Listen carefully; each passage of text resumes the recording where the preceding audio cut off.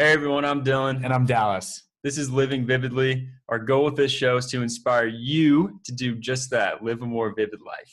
And in this episode, we sit down with the incredibly inspiring James Leitner. This guy did 12 marathons in 12 months, all while carrying 40 pounds of water. And then after that, left on a cross-country journey where he was dragging twice as much water, all to raise awareness for clean water. And this is an amazing episode where we talk about the importance of having an idea and committing to it. We talk about how passion is magnetic and how it's really important to be able to ask for help. We hope you enjoy. Thanks for watching. Too many things I haven't done yet. There's too many sunsets I haven't seen.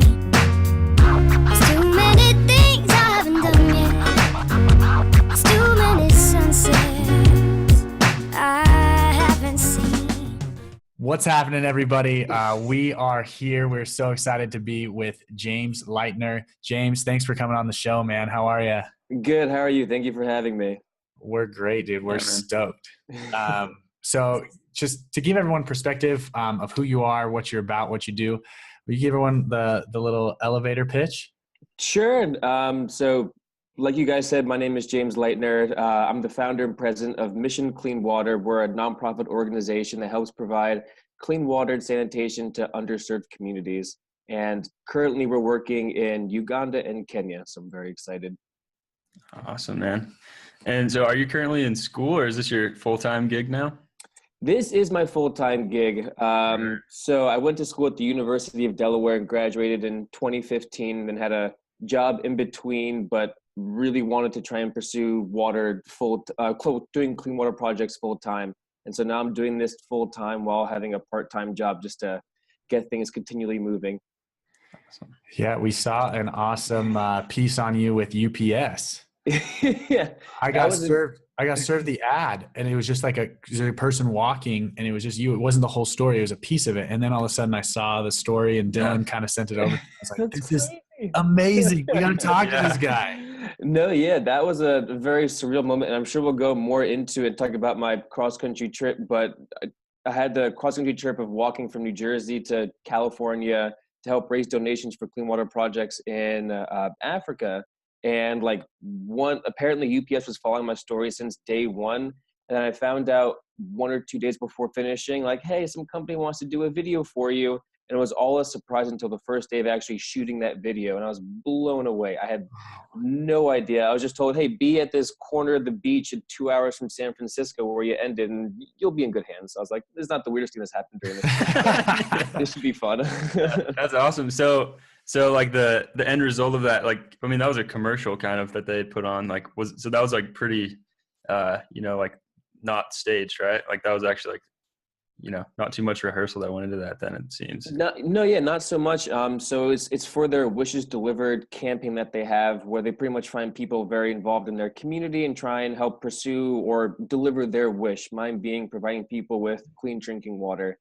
And they found out about my cross-country walk that I was doing and decided this would be a good option or a good project. And it wasn't until after I completed that they were like, let's actually try and pursue something with this. And the only kind of structured part to it came to actually shooting the video. But they met me at different parts of the walk to actually shoot different segments. And it wasn't until the very end where I actually kind of learned what was happening. And then once I finished, we went back to the Denver area to get some final shots because the nice part about where Denver is that Denver is very close to like the Great Plains, the mountains, and some kind of desert climate areas. So it was good to go back there. It was fun because they're like, you can't shave until we're done shooting. And I've never had a facial hair like that. So I was like, all right, that's fine. Perfect. Yeah. Dude, that's so cool. And so, so the broader project in Kenya, who are you partnered with?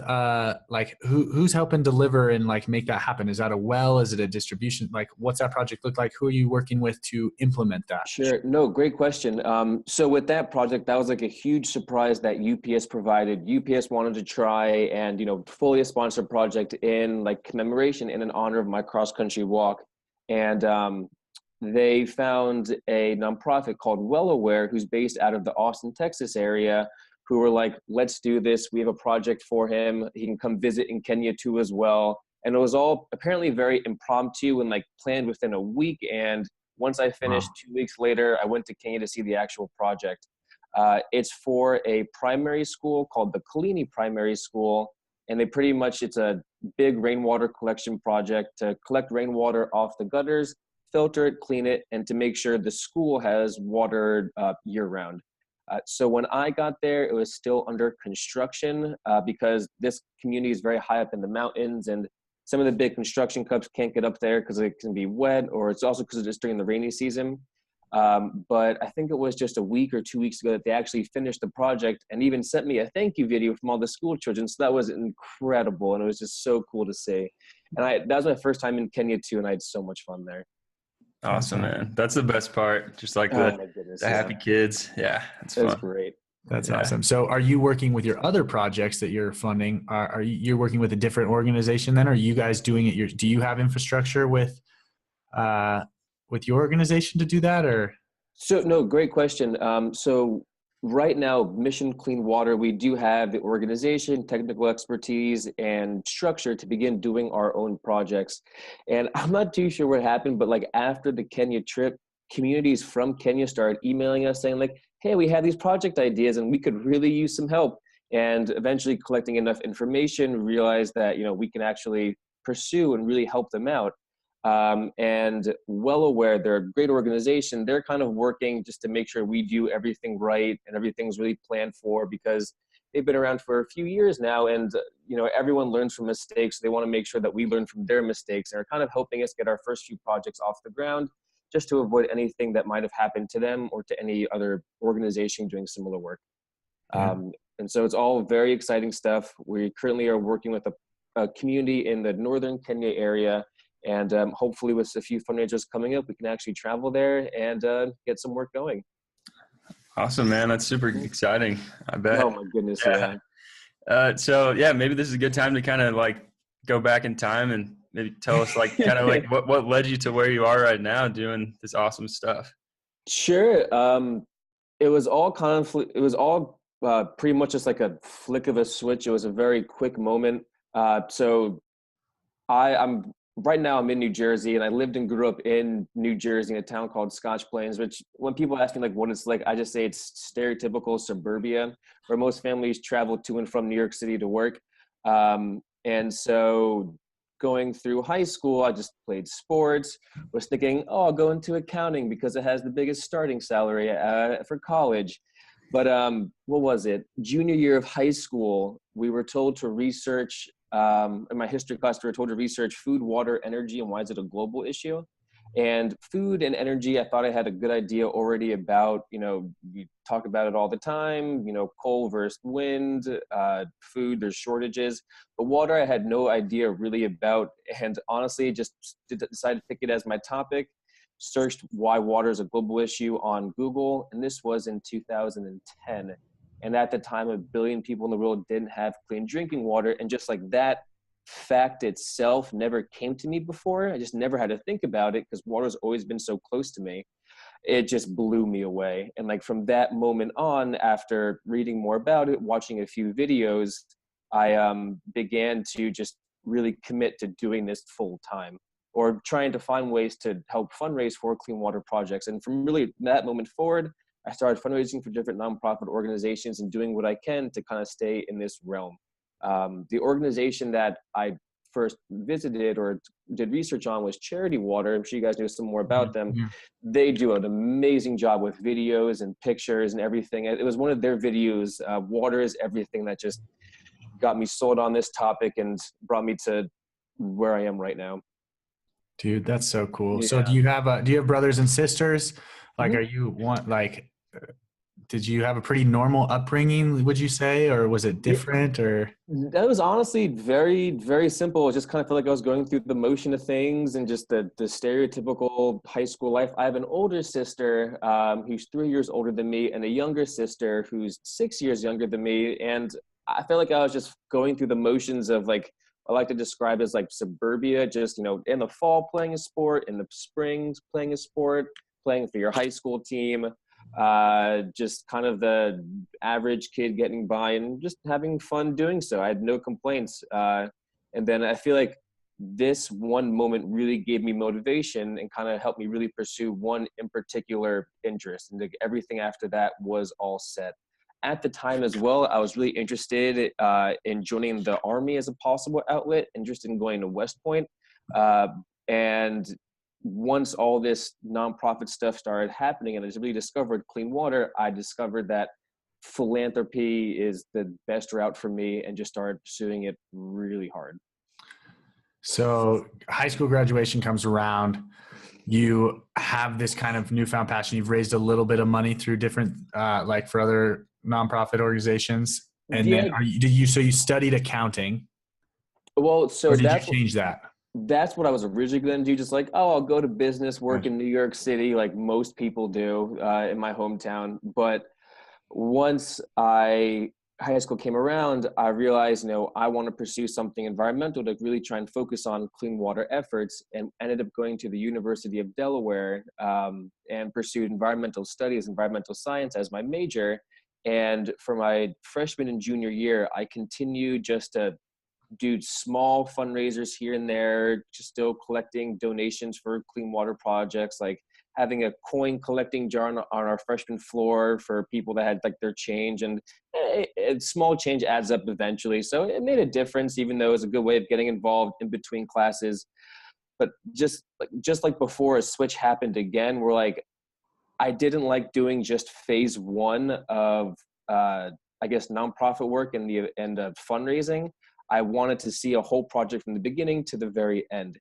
And so I just went to my advisor's office and started talking to him. And I was like, this is what my passion is. You got to help me pursue it. I want to do my own clean water project. And he was like, this is a big goal, but we'll see what we can do together. And he was very supportive, which was wonderful. I thank him for it every day, still to today.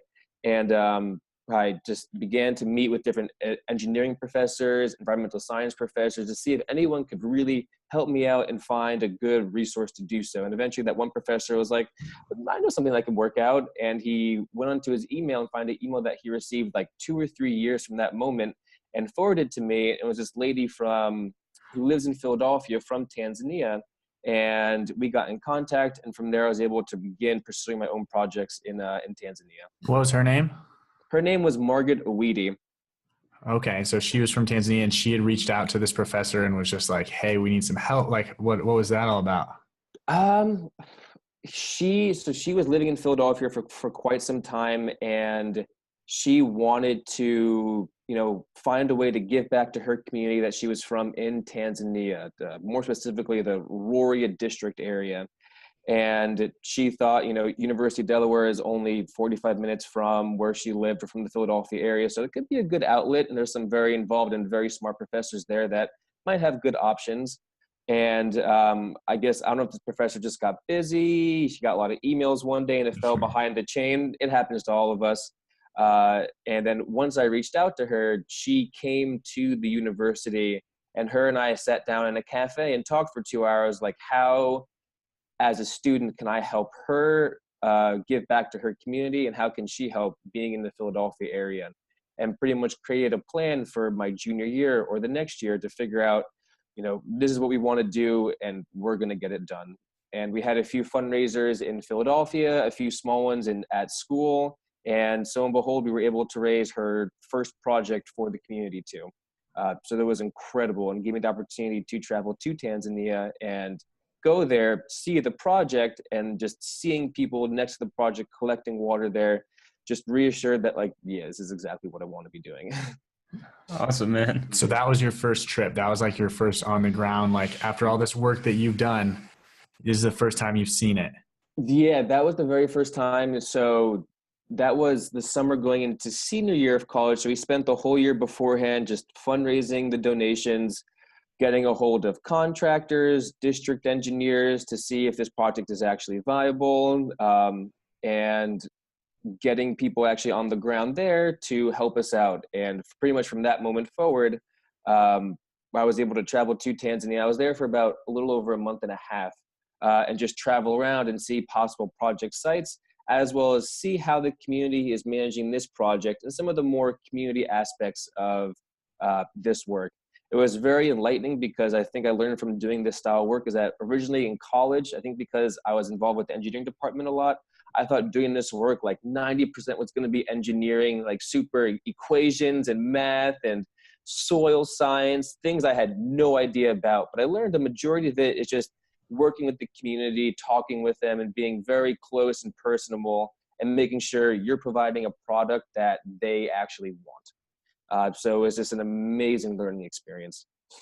Absolutely. So I saw on your website that, within the communities, you like a water committee kind of is created. How do you is that something that you bring to the community and like say who wants to be on this, or do they kind of already have that in place and you kind of just like add to like that and train them on the new system?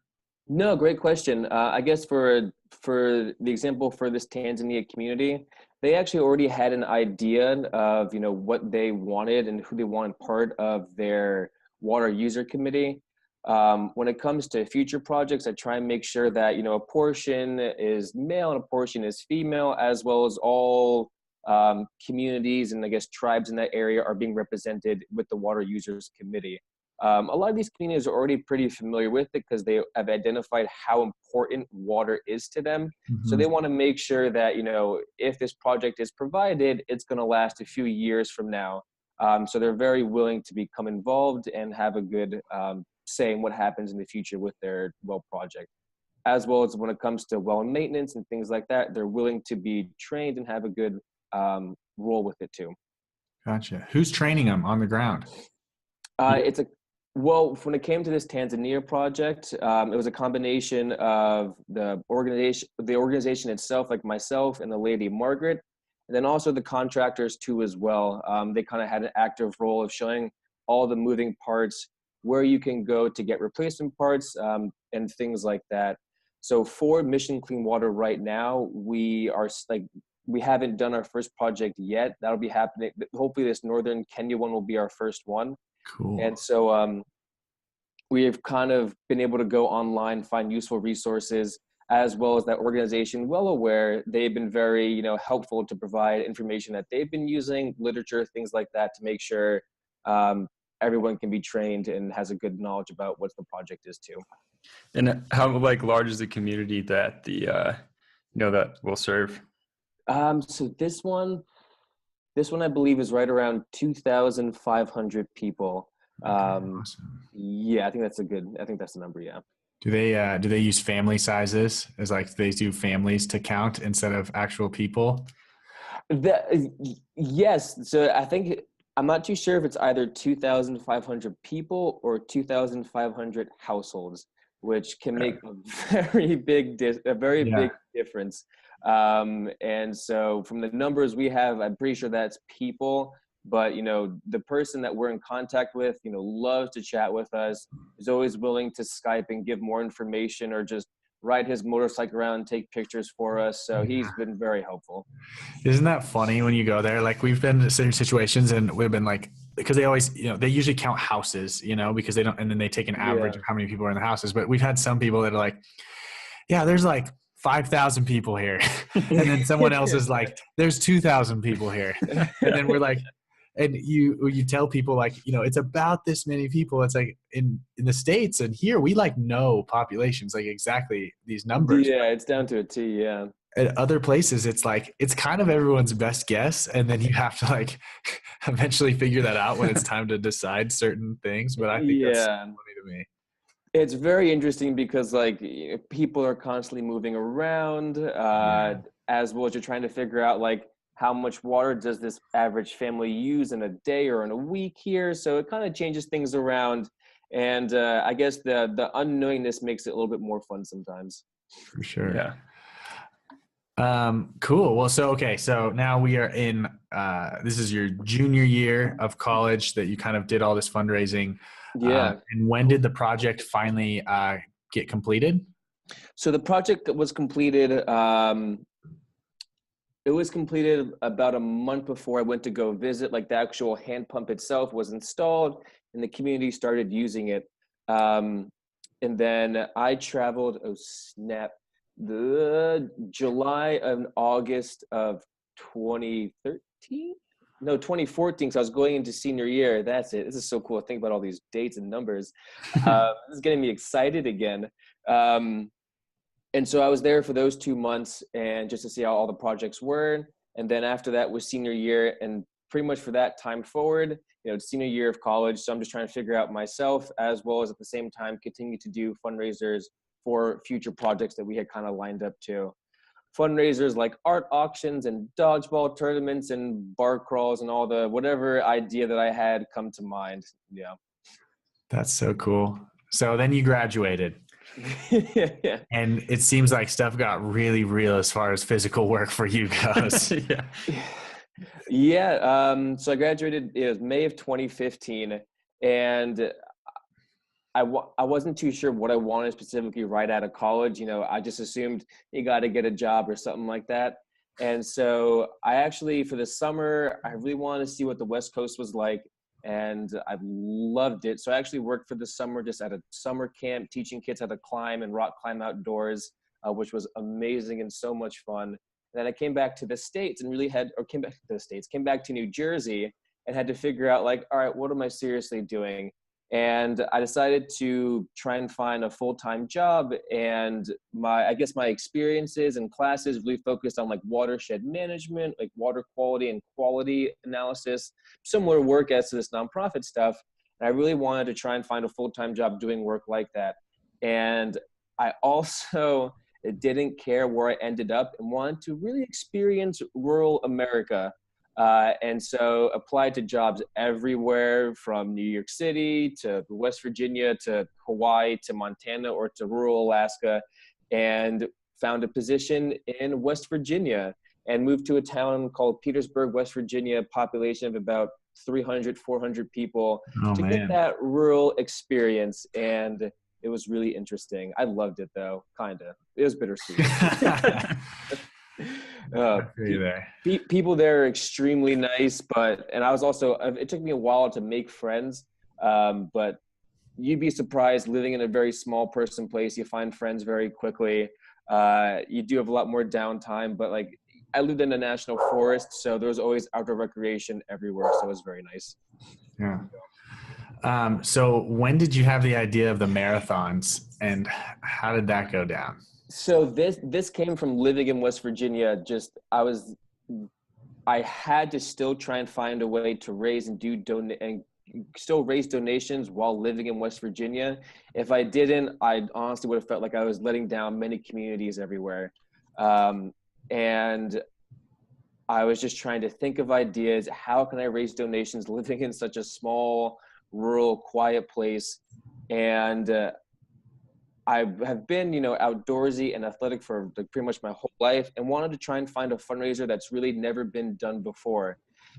Doing an event like a water walk has always been something that's been on mind, like doing like a 5K structure where you and friends carry a jerry can together, something like that. That's always been an idea I wanted to do. And I think in the back of my mind, I was brainstorming with a friend, and we had the idea jokingly of doing a marathon while carrying 5 gallons of water, or enough water for one person that they carry in a day. And so it was kind of funny at first, like, there's no way, it's not possible. It can't be done. But just, if you couldn't tell from my previous decisions, once an idea is kind of caught in my head, it stucks very quickly. And this was in February. And I decided to sign up for my first marathon. And it was like, you should start out at a 5K or a half marathon. And I was like, no, I'll just go big. It's okay. And then I learned there's 50 and 100-miler events. Goodness gracious. But signed up for the New Jersey Marathon, and it was the winter in West Virginia, so just trained as much as I could. I pretty much would, I'm also not a distance runner and never really have been. I've always been a sprinter. And so just tried to train to get myself into that shape. The kind of typical marathon routine of runs on the weekdays, run until you're exhausted on the weekends. But then I also pretty much had to incorporate carrying this big blue jug. And for 2 weekdays out of each week, I would just hold the jerry can above my head for as long as I could, usually for 2 to 3 hours, just until my shoulders were exhausted and really couldn't do it anymore. And like, as corny as it is, I literally had to just type into YouTube like motivational speakers and motivational presentations just to like keep it going. And like tons of like movie ones and all that stuff would always pop in, just whatever I could to keep myself going. And that was exhausting. How long did you do that for? So hold on real quick. I'm going to back up. You didn't do just one marathon though. No. Did you know so how many marathons did you do? I ended up doing 12 one marathon for a month or 12. So I did it for a year. And did you know you were going to do all 12 when you first signed up for the first one? I had no idea how the first one was going to go when I signed up for that. The original plan was just to do one and see how it went. And once I finished the first one, I realized this could be a good outlet. The running community is very wonderful and everyone's very supportive. So I thought this could be a good way. And it's also kind of my solution for living in kind of a quiet rural area, because I'm constantly tapping into this running community that, I mean, I figured it was big before this, but I had no idea how big it actually was, as well as just how supportive everyone was too as well. So it was just very nice to be part of everything. For the New Jersey Marathon, pretty much went to the start line. People are like, are you carrying that thing? I was like, yeah, I'm carrying the thing. I was like, you doing the half? You doing the full? I was like, I'm doing the full. And I'm like, all right, okay. All right, sure. And not having my arms to swing as I run I didn't realize how hard it was. And I pretty much finished the first marathon just before the cutoff time, like 6 hours and 30 something minutes, like just enough time to finish. And what's the pace on that? Like how fast are you doing a mile? I was always trying to push 4.5 miles an hour. Because I think that kept me always under the time limit, and pretty much every marathon had a limit of I think each marathon's limit was always 6 hours and 30 minutes. So I never did like a super big marathon, which usually have much quicker cutoffs. So I pretty much always finished each marathon like in between 6 hours and 6.5 hours. So you're basically carrying 40 pounds of water. Did you say it was 5-gallon jerry can? Yeah. So you're carrying 5 gallons of water and you're doing a 12 to 15 minute mile pace. Yeah. Dude, that's amazing. Yeah. Yeah. You weren't just like schluffing. Yeah. It was insane. I got nicknamed Waterboy very quickly. But also like I give a lot more credit to the people that finish like from like 5 hours and on in a marathon, because the award ceremonies of these races happen around like 10 a.m. Or 11 a.m. And so by the time I hit the halfway mark, a majority of the aid stations are gone. I'm by myself. There's no runners ahead of me or behind me because we're all kind of spread apart. As well as by the time I make it to the finish line, there's no one cheering for this race besides my family, and just like one volunteer there, like still giving medals. So there was always like this big mental push because, I would always see like the 7-mile-an-hour pace group passing me, and there's like a group of 20 of them, or the 8-mile-an-hour or the 8-minute mile group, like another 20 of them. But for me, or the people that are always in the very end, you're by yourself. And it's a very, very cruel, interesting experience. And it definitely really helped for future events too. And so after this New Jersey one, I realized I can keep on doing this, or I can at least try to, not mentioning the fact that I literally couldn't walk for like a week afterwards, because like the walk that I'm doing, it's really like the walk that you do when you realize you really got to go to the bathroom and you're taking the biggest steps possible to get as far as you could. So is that for all of the 6 hours straight. And after the New Jersey Marathon, which was rainy and windy because it was by the shore, I decided to keep on going and do a marathon each month, all with their own unique aspects, challenges, difficulties, that were in close proximity to where I lived in West Virginia. So can I stop real fast because I'm fascinated with one piece. Yeah. You walked for 6 hours with 40 pounds of water. You can obviously can't walk, like you're just so tired and sore. And your next thought is, I'm going to do 11 more. Yeah. What? Okay. Beyond the fact, like, you're a bit crazy. You have to be. You're passionate, obviously. Same thing, right? What went through your mind in that point? Because I actually think this is a really good learning piece for anybody listening. Like, that is a real big struggle, adversity. You trained so hard for this. It was probably, I imagine, just as hard as you expected it to be or harder. But then you decided, I'm going to keep going, not only one more or two more, but I'm going to 10x what I just did, 11x what I just did. What thought process there? What self-talk? What happened in your brain? I think it's similar to like what happened during the first marathon, where like there's a point where you're so exhausted and you're so tired, and you look up and you're only at mile 14 and you got 12 more to go, but you're in so much pain. But you realize if you continuously keep on going, the reward's going to be wonderful. Even though you might seem like you're by yourself, people around you are constantly supporting you, as well as just the outcome of continuing, would be so great. It might sound wonderful to say, hey, I made it 14, 15 miles. To the average person, that's impressive enough. Why can't I just stop here? But that if you stop there, just the amount of self-doubt I was going to give myself in the future was just going to hurt, because I know I didn't finish it. And so I wanted to make sure that I kept on going and continue. And once I finished the very first marathon, the New Jersey Marathon, just so much happiness and so much endorphins. And looking back at what I just accomplished just rushed into me, and I realized I want to try continuing to do this. This is really enjoyable. Similar to trying to start your own business. There's tons of backsets and things that really push you down, but what can you do to kind of keep on going? Yeah. So did the awareness aspect of like the reason you're doing that, did that work? Like, how are you kind of, I mean, obviously the people that are watching the race and the other people participating in the race, like probably knew what you were getting into, but how beyond that did you kind of use those races as a tool for like spreading awareness? Sure. No, great question. At least for the New Jersey Marathon and a few of the very first ones, I did have some family there, so it was nice to have them with me to take some pictures, so I can use those pictures for, I guess, public use, as well as each marathon or each race, like they have cameramen there taking pictures. So they had these very highly developed and wonderful photos that I could kind of distribute around and show people. And, you could see the jerry can on top of my head in all of the pictures. And it just definitely created a very good picture and really showed more support once I shared them on social media.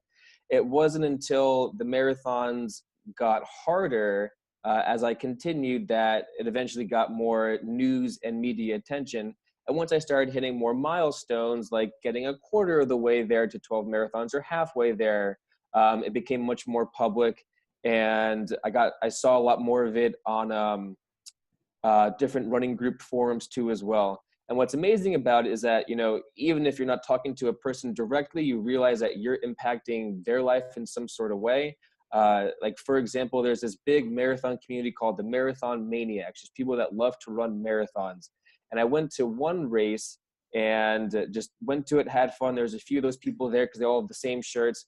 And then I went to a marathon, I think like 2 months afterwards, and the same lady was there, and she was like, hey, it's you, the kid that carries water. I'm like, yeah, it's me. She's like, you're in all of our scrapbooks. We love seeing you. Like, thank you for doing this. And like, I've never talked to this lady before. I never thought I was going to, but she was just so happy to see me again. And like small moments like that were like, this is why I'm here. Yeah. That's so cool. So what did it end up? 12 marathons. What was the result of that, besides obviously personal development and strength, on this side of your mission? What came out? Sure. No, great question. So, all the marathons kind of continue. I actually first created missioncleanwater.com as a way of kind of showcasing the marathons. People could go onto the website and really see like how mile for mile each event went and get a good picture and show the kind of the impact this is having. And the marathons really helped kind of get more attention to Mission Clean Water itself. I was able to publicly show the news articles, kind of why I'm doing this, the work I'm doing it, as well as kind of a gallery of all the pictures too as well. And so I think, that showed companies and people that like, okay, this kid, besides being very passionate, is also pretty legitimate too as well. And there were some much harder marathons, like ones that were involved in the snow and the heat, the rain, terrible winds. And once people kind of saw all of those, they realized this is a good kid to follow. And I'm excited to kind of see what the next future endeavors and projects were. And the last marathon, oh snap, was the end of April, I think April 26th or something like that of 2017. And then May 17th, you guys know the next part, I left very quickly. So for everybody listening, give us that transition, that idea, exactly what you did for your long walk. Like, give us the whole overview. Sure. So in college, I always wanted to do a very big outdoor, like the Appalachian Trail or Pacific Crest Trail, something like that, or even just walking across the country, east to west or west to east. And the idea just like always has stuck with me. Whenever I have free time, like at school or just like in West Virginia, I would search online, like, oh, some forums on walking across country, look at some books, things like that, to get an idea of like, what's this actually take? And then when I was living in West Virginia, I had some free time, the idea like actually became permanent. And the idea of walking across the United States just wouldn't leave. And like I said before, once an idea is kind of in my head, it's not going anywhere. And so I kind of changed my lifestyle in West Virginia to save as much as I could to really try and fund this project. But it wouldn't feel complete unless I was having some sort of charity or clean water aspect to this cross-country walk. And I really wanted to try and find a way that's very symbolic towards what is happening to different communities that don't have clean drinking water.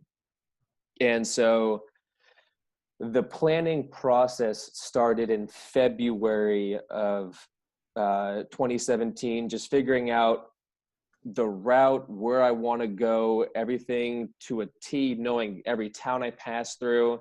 There was three places I really wanted to go to in America that were highlighted on the map. The first one was Flint, Michigan, because I really wanted to volunteer there and really experience like what actually happened there, and learn what happened besides what you just kind of hear on the news with their whole lead water crisis there. I also really wanted to go to Kalamazoo, Michigan, because the Bell's Brewery is there and it is wonderful. And I also really wanted to go and spend time in Denver, Colorado, because I've always seen myself there in the future, and I had a few friends there, so I knew it would be wonderful. And there was one day where I was just trying to think, like, how can I make the distance and everything symbolic, and realized how much someone is walking in Africa in a year, and decided I'm going to make this journey 3,250 miles, because roughly that is what one person walks in Africa in a year just to get water, whether they're a child or woman or an adult. But I still wanted to maintain the aspects like I was doing in a marathon with all of this water. But now, instead of just doing 5 gallons, I wanted to symbolize what a family goes through, and decided to pull 10 gallons of water across the whole country with me as a kind of a symbolic way of showing what families go through. And as I mentioned before, just kept this planning process going. April 26th was the last marathon, or the 12th marathon, checking off a year, which was incredible, felt wonderful. The last day of April, quit my job in West Virginia, moved back to New Jersey, got everything situated, settled, got the remainder of my gear, which was wonderful because you just splurge at REI for a bit. And then May 17th, left New Jersey and was on my way. Wow. Wow. So what did your friends and family have to say about that? They kind of knew once I think the marathon showed that, like, all right, this kid's probably pretty serious about it. My mom, of course, was concerned.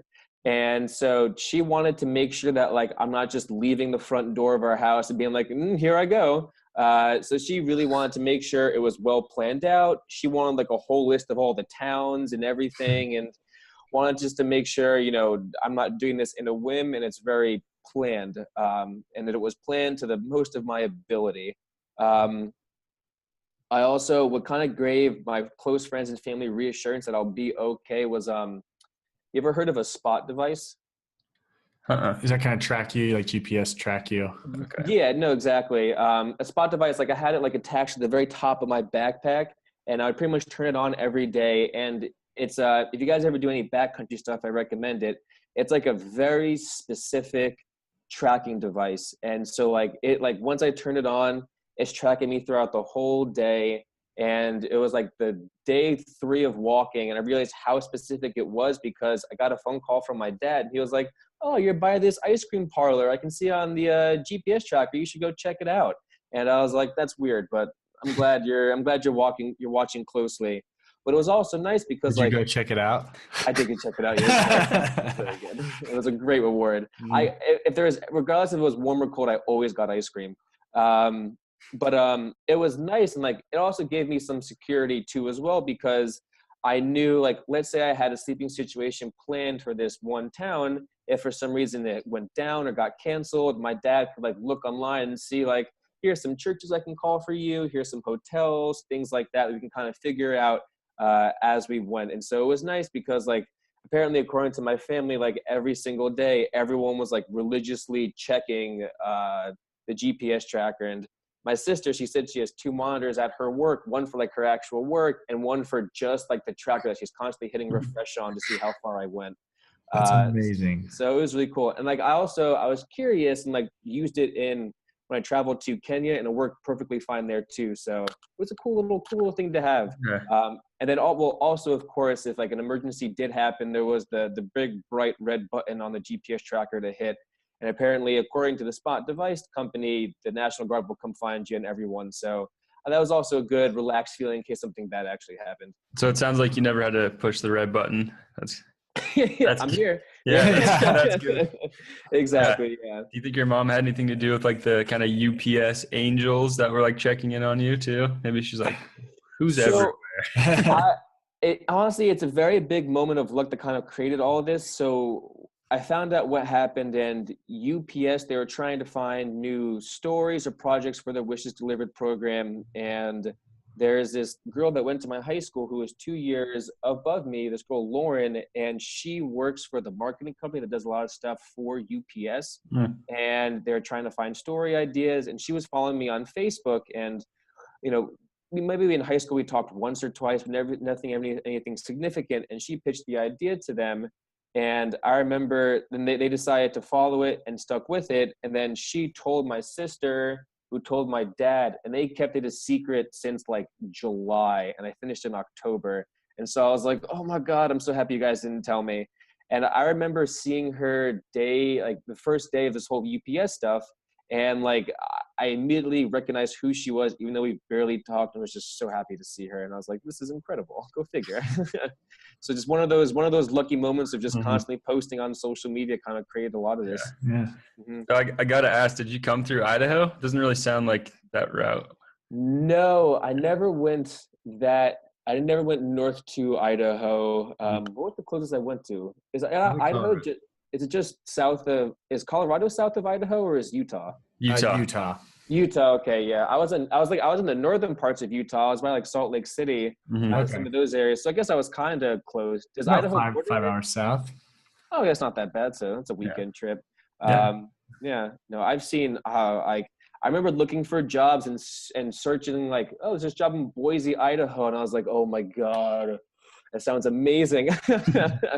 It's beautiful there. If you like Denver, you like Boise for sure. It's a mini version, sort of. Yeah. Oh, that sounds incredible. So when you slept, did you camp? Did you tent it? Yeah. Did you stay in hotels? Did you mix it up? Like, it was a good mix. About 75% was camping. Like I had all my camping gear with me, all my outdoor gear. And so a big portion was camping, you know, whether that be camping in like an actual structured campground, like a national park, in national forests, camped there in a lot of those areas, as well as also those also include moments where like I would reach a town and have really no idea where I'll be staying and kind of have to arrange something while I'm there.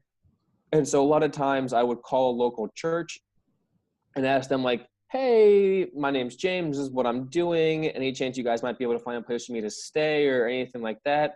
And like after a quick conversation, realizing, okay, this kid's not just a drifter, he's pretty normal.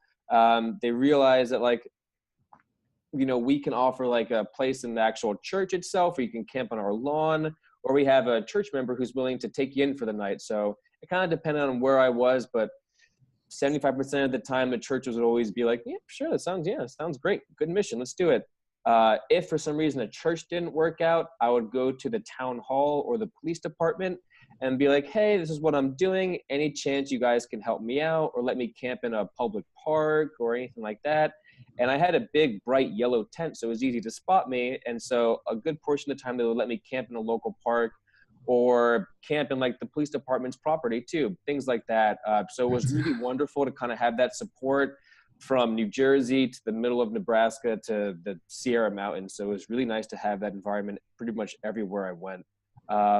I only ever had to what's called, I guess, secretively camp a few times where like, let's say I had a stretch of like 50 miles in between two towns, you got to sleep somewhere. And so I'd find just, you know, wide open swaths of land that are usually some agricultural fields or forested. And that would always work out fine pretty much every time.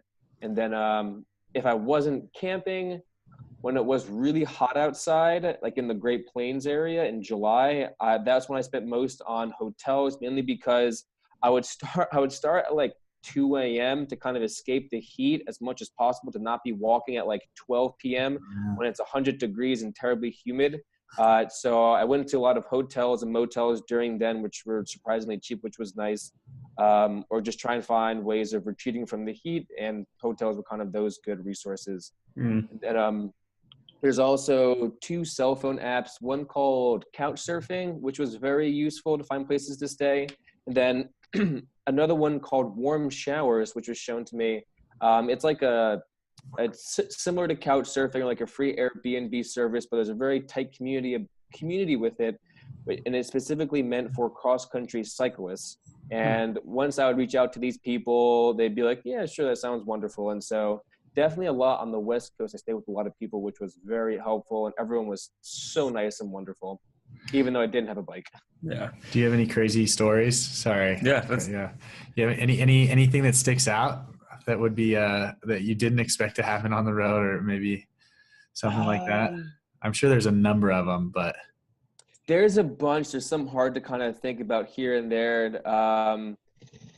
There's not so many like crazy stories or things like that happen. There's one I will definitely share. But what like the most interesting part about a trip like this is that you just get to like experience what life is like in this community for a day.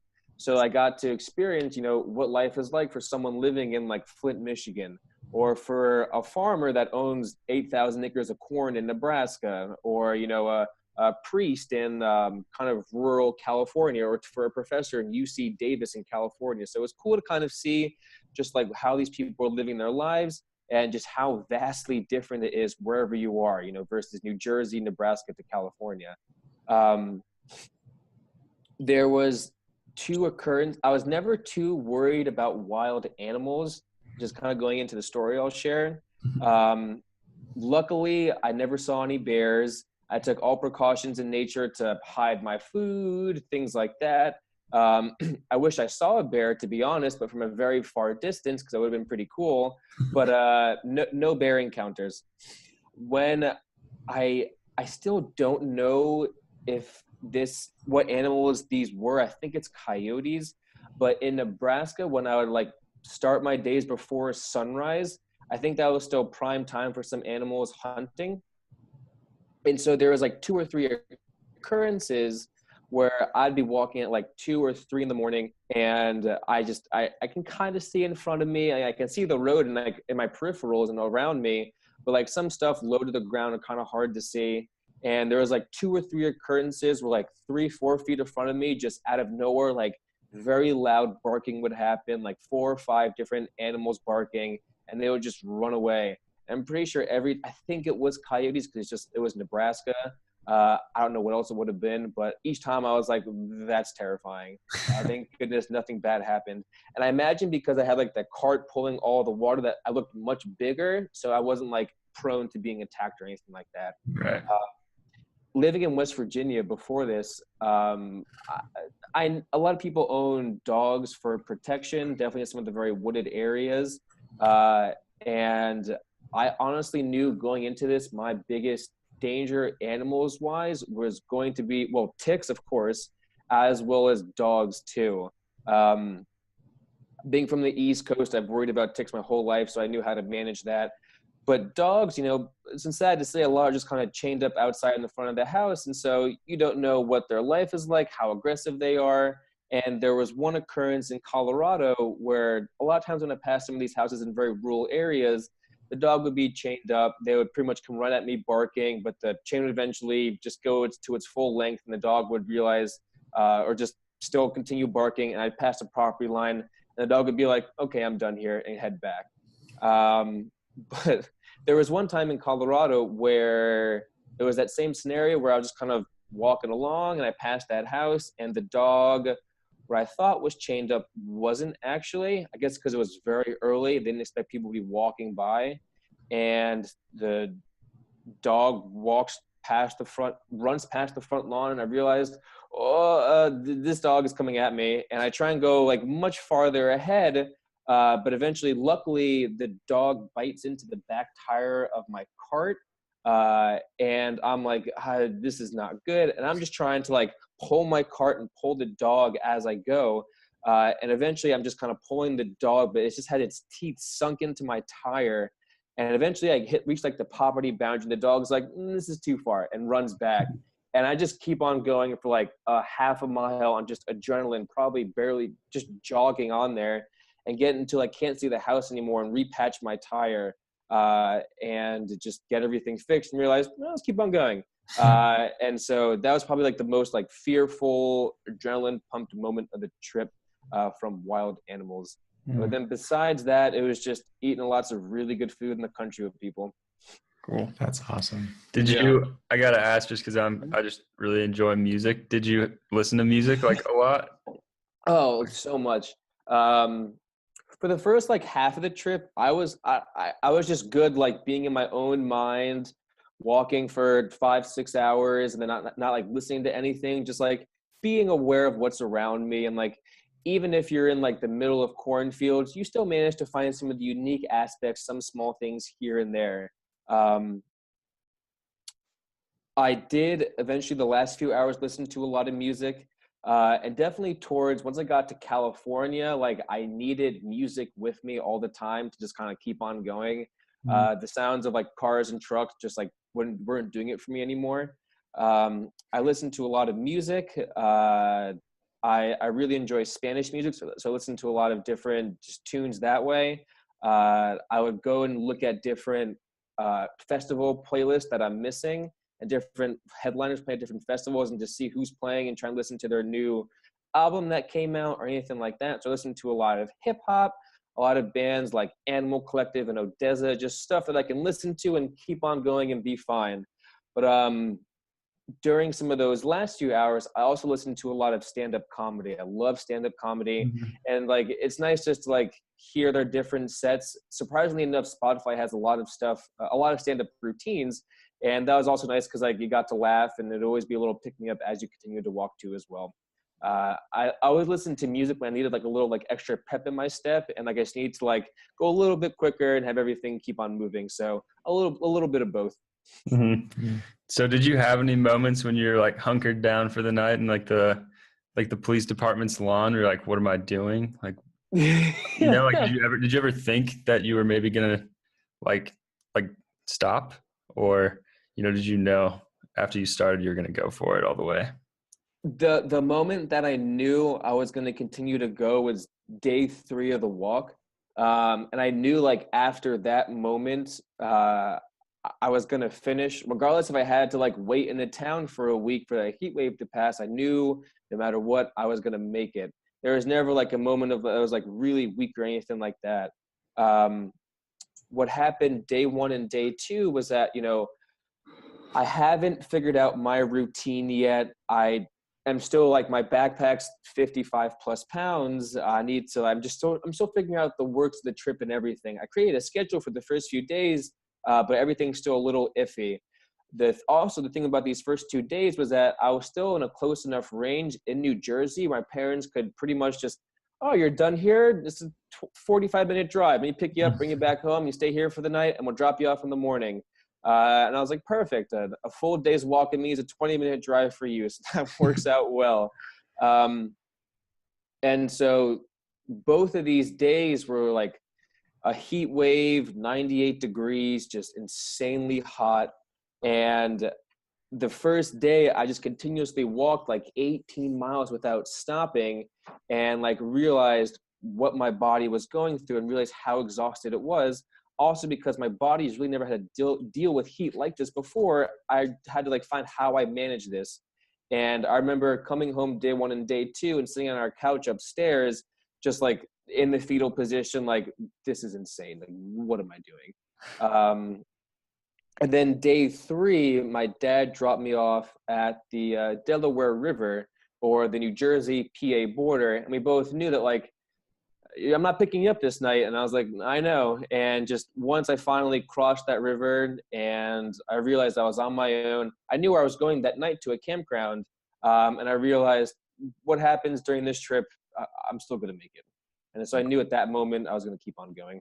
And there were some rough points and some very frustrating moments, like, for example, trying to get over the Continental Divide in Colorado.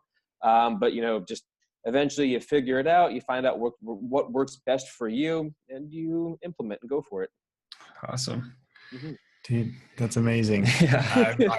I know. Listen, we could be here all day long. But as we head into the home stretch here, obviously, I guess for people listening, and our goal with this show is, like, you really do embody what it means to live life vividly, right? Like, you're doing it. You're like, you're really going for it. And it sounds like a lot of this is natural within you, as far as like having an idea in your head and just going after it.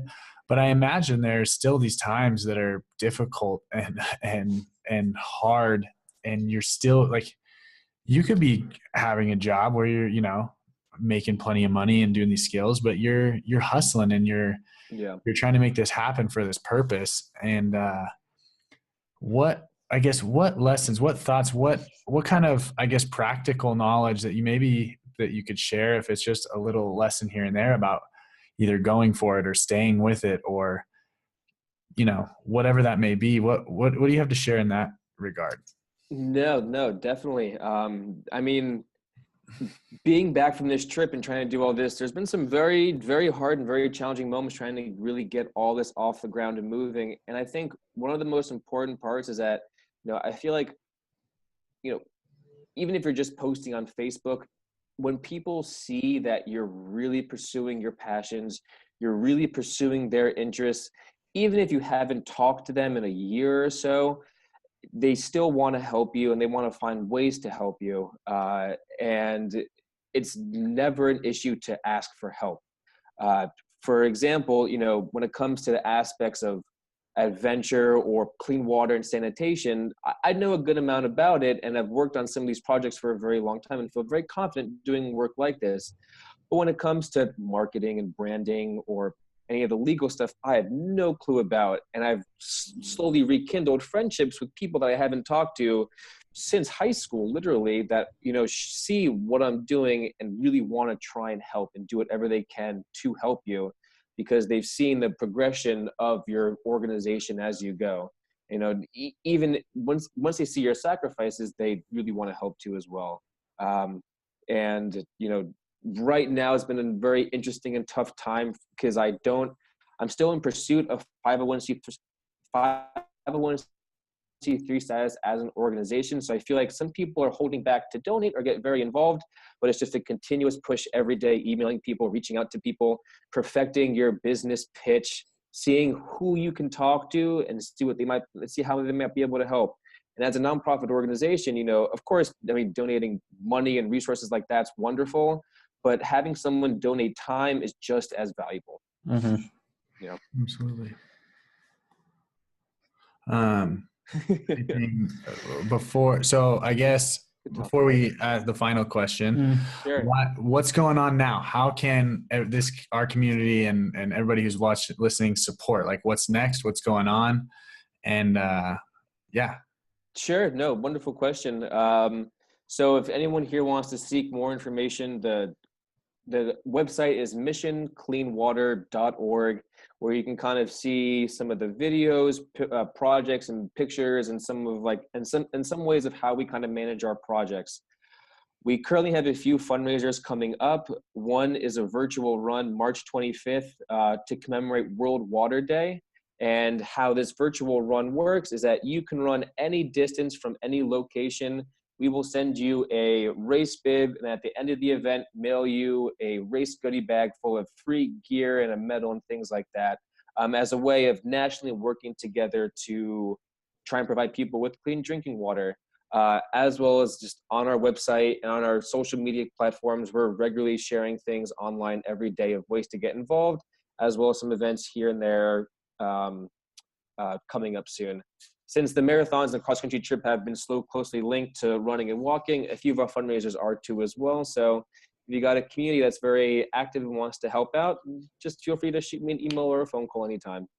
Great. Well, we will, everybody who's watching, those websites are going to be linked up, or the website's going to be linked up below, along with Instagram and your Facebook page. Your social media outlets will be linked up so you can get in touch. Yeah. So, all right. I kind of want to, you've had an above average amount of kind of interesting things that you've created in your life so far. If you could go back in time, just let's say when that initial click happened, when you knew water was, an important issue that you wanted to give your time back to. Yeah. You're going back in time and having a conversation with yourself. What would you tell yourself? Oh, that's an excellent question. I think I always think back to the moment where I realized that there's so much resources out there for you that you can use that you might not realize are there.